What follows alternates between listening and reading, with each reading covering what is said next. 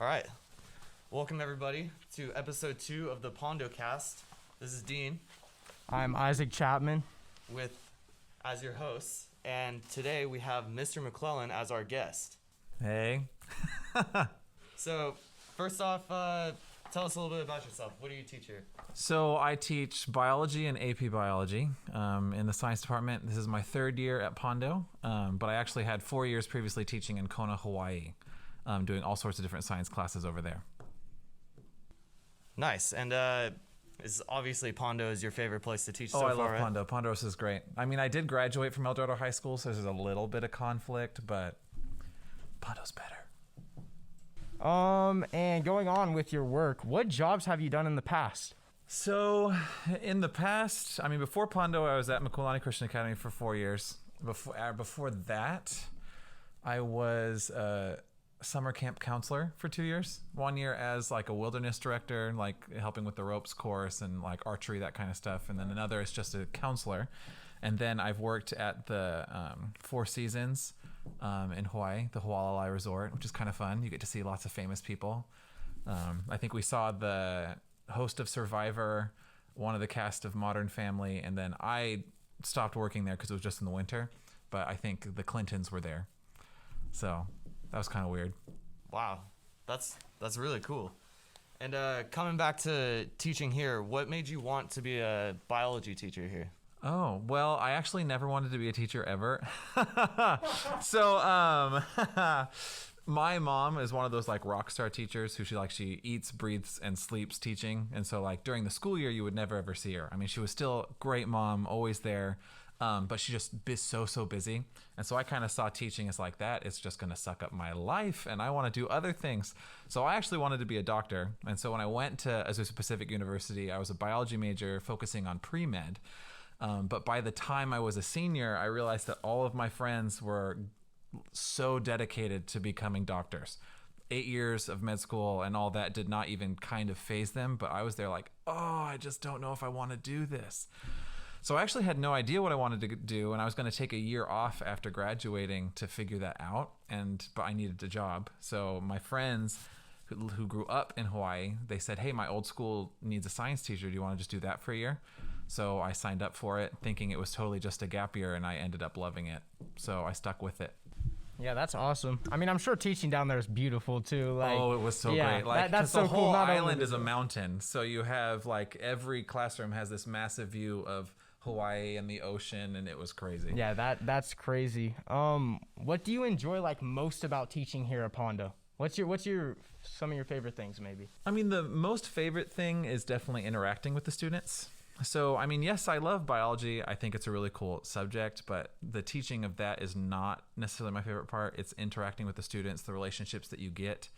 Because ultimately, I guess one of my teaching philosophies is years down the road, and even if I asked you, Mr. Chapman, some biology questions, you might not remember the answers, and that's totally fine. No, I wouldn't. But for your entire life, you'll remember how I made you feel. So to me, it's that relationship that's more important. That's awesome. And you were a great teacher as well. So Thank you. Yeah. Just for a little bit of a fun question, do you have any funny or crazy stories of things you've seen or dealt with around here at Pondo? I do. So I guess I guess right now still I think the craziest funny one was, what was it? The guy who was peeing on the sinks. Oh, yeah. I forget what we called him. It was like the pee-pee Phantom bandit? Oh, the pee-pee bandit. I was going to say like the Phantom Peer, but I just like there are some things that as a teacher you just don't understand. Like, why? You're ruining it for everyone. Yeah. But in my class specifically, my first year here, I had a class that had like huge personality. It was a lot of fun, and then we were doing a review activity. Like sometimes we do like review Jeopardy. And someone came up and gave an answer that they were super confident about. And I was like, no, that's not correct. And the students started arguing with me. And in the end, I was like, well, this isn't going anywhere. I was like, well, you're wrong. And then she was like, well, you're an a-hole. And so just right in class. Just right in class. Yeah. And you can tell like immediately her eyes just open up. She's like, I totally thought that in my head. I wasn't going to say that out loud. And you could tell she felt horrible. So I was like, I think you need to go outside. But the whole class was silent because they're just like, how's he going to respond? This has never happened before. But it was fine. She apologized afterwards. But that's probably the funniest thing that's happened in my class. Yeah, that's pretty funny. There's definitely some funny things that happened in there when I was in there as well, but we'll skip past that. I definitely know that you like music. So what type of music genre are you into? So I like anything with a good beat. But if I had to pick two categories of music that I'm always listening to, it's probably contemporary Christian and like Broadway musical, because I was super into musicals all growing up. Yep. And speaking of like musicals and stuff, did you ever perform in any? Did you do theater when you were in high school or anything? Yeah, so at El Dorado Studio 81, I was in a few musicals there. I did one in college, which was a lot of fun, a super fun show called The Drowsy Chaperone. And then at McClellan, the school that I taught out previously, I directed the musicals for 4 years. So it's something I definitely really love, and any chance I have to sing, I'd like to take it. And what was your favorite musical or play that you performed in? That I have been in, it would probably be a tie between Les Mis, which we did in high school, and then in college, The Drowsy Chaperone, just because The Drowsy Chaperone is non-stop funny. Like even backstage, every time you're just cracking up. It was a lot of fun. Another interest that I know you have is anime. And on that subject, Yes. what are a few of your favorite series? Because I understand how hard it is to pick It's so one. hard. So I started getting into it with Full Metal Alchemist. So that one will always be near and dear to my heart, but that's kind of a little old for current audiences. Then probably Naruto is a big one, and Shippuden. Fairy Tail was another one that I started with and recently ended. But more recently, I would say Jujutsu Kaisen, Black Clover, and Tokyo Ghoul was a few of my Have you watched favorites. One Piece? I have watched a few episodes. It's a little too silly for me. Yeah, I watched that with a friend. Plus, Yeah. you see it and you're like 900 something episodes. You're like, I don't know if I can dedicate this much time to a new show. Oh, yeah. There's a whole lot of Yes. episodes. Yeah, definitely. Have you ever watched Cowboy Bebop?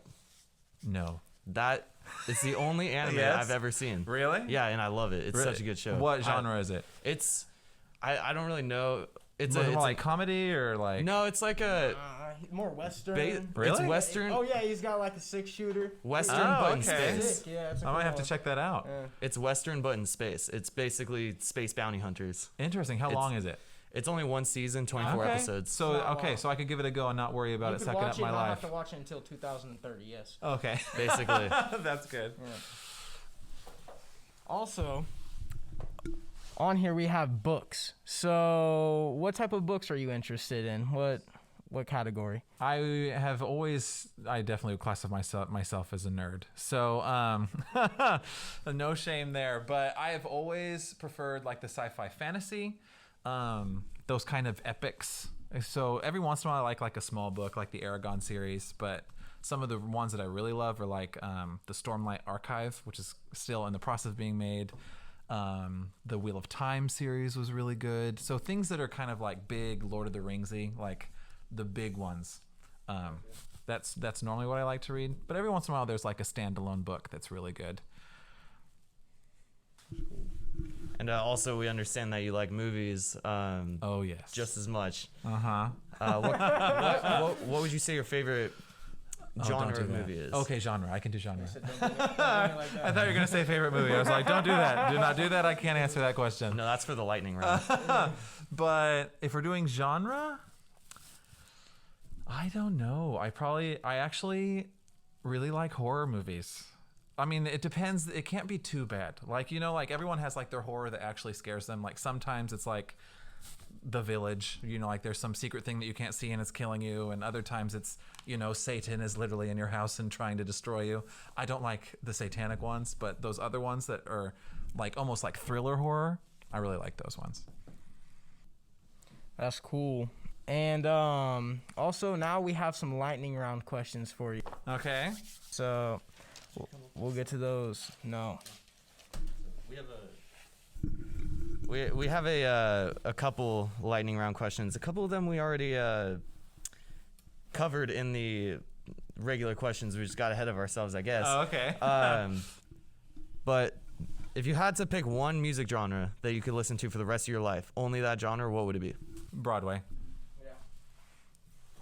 And then our next one, we got Star Wars or Star Trek. Star Wars, 100%. Yeah, okay, I'm with you on that. All day, all day. Favorite comedy movie? Oh, shoot. Probably The Other Guys. And then we were just on this. Favorite horror movie. Oh, shoot. If it has to be a few, that is okay. No, But I'll we pick need some top one. picks. Okay, so I'm not going to give you my favorite. I'm going to give you the one that like actually freaked me out, and it's anything The Conjuring. I will lose sleep for at least 3 days. Yeah, I've seen a couple of the Conjuring movies, and it's not fun. You're just like, oh. No. Here's a good one. Favorite rom-com? Rom-com. Can it be a series? Yeah. So I probably How I Met Your Mother. Oh, okay. Oh, Yeah, yeah. yeah. Yeah, that's my mom's favorite show. Yeah. That's funny. And then our last one, we'll go ahead and skip over that. Right. It was favorite anime, but we covered that one Okay, already. yeah. There's too many. I can't answer that question. Right. And so for our last segment of the podcast, we do this every time, every guest we have, we ask, what advice do you have for people our age and teenagers in general for right now or for even in the future? And that could be for educational purposes or even just a tip for future life. Yeah, no, that's good. That's good. I think this answer will work for both realms, and it's just learning when to say no. You know, FOMO is a real thing, and I would say I definitely suffer from it myself. But I remember my freshman year of college. It's our first year away from home. We're so excited. I mean, especially at like a 4-year university, you're meeting all these new people, you're living with them. And I saw there was a difference between students that were, or just people who could say no to the fun things every once in a while, who still got the grades they wanted. And at that point, you're spending thousands of dollars, so you don't want to fail. So the people who said no, they were successful. But those who couldn't, FOMO kind of took over, and they had to do everything. They were the ones that like had to redo freshman year or all these other things. So it really kind of comes down to just prioritizing. Is if you are able to say no to some stuff, I honestly think it lets you say yes to more in the end. I'm going to add on to that. Learning time management and self-control is huge. And that goes on to that, you know, if you're paying upwards of 20, 40K to go to college, but you'd rather go and party that Friday night instead of studying for a midterm, it could mess you over, and all that money could go to waste, and you will sit there and regret that for a long time. And also, you're talking about learning when to say no. I think that on the other side of the spectrum is when people are asking you to do too much, and you have to say no to some people there as well, or else you'll just go insane. Do you have any perspective on that as well? Well, I guess it comes down to you only have so much time, you know? So you have to choose between, am I going to do a lot of things but be kind of mediocre, or am I going to do a few things and do them really well? And I guess mediocre is not necessarily a fair term, because sometimes you are spread thin and you're just doing your best. And if that makes you happy and you're having an impact, like, go for it. But I feel like a lot of people feel a little bit better when they have only a few things because it's not as stressful, and they really can like put their all into them and do a good job. Some great advice right there. I really like that pick, because that's huge. That's huge. Being able to manage your time or being able to say no to a situation, it could really save a day for you. It could save a month for you. It could save your education. So, yeah, definitely a good one. Thank you for that. No problem. And with that being said, I think that closes out our podcast, but we understand that you have a club that you want to plug. Oh, yes. So we actually have many club advisors for this club, like me, Mr. Johnson, Mr. Folt, both of the Wilkes. Can you say what the club is? Norwood. The club is Campus Light. And so if you'd like to come, I honestly, because it's so weird right now, I know it's normally Mr. Johnson's class, yes. Both COVID restrictions. I think right now, most of the time, they're meeting every once in a while in front of the flagpole. But it's just a group that if you want a safe place to express your faith, it's a good place to be. And that's something that, you know, it can be underappreciated on campus. Little things like that, you know, not every school has a club like that, so that's awesome. All right, well, I think that's about it for us today. Thank you, Mr. McClellan. No, thank you for having me. This was awesome. Being on the podcast. Thank you so It was much. really fun.